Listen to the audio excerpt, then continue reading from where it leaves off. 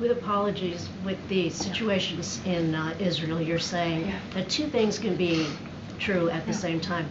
Can two things be true at the same time again? In other words, would the president again decide that the weapons, the most recent weapons package that he proposed, is being used for a large capacity of civilian deaths, like the 2,000-pound bombs? Could he then again say, you know what, we're gonna hold these back after all? I'm not gonna get into hypotheticals for me. I'm just not. What I can say is that we have been very clear that our when it comes to Israel's security, that is ironclad. We believe that they should be able to defend themselves.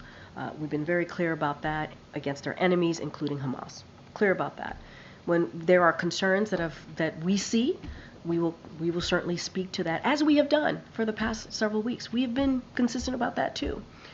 In this particular instance with the Rafah operations, a major military operations, we have said we have concerns, and those conversations continue.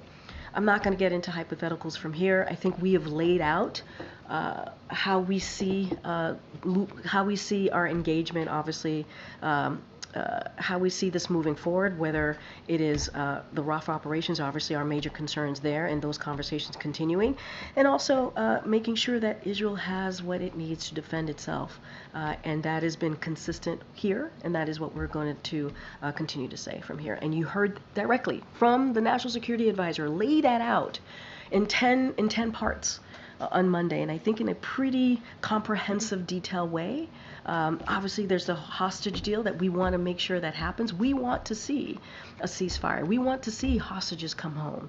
We want to see more humanitarian aid go in. And so that is also something that we're working as well towards.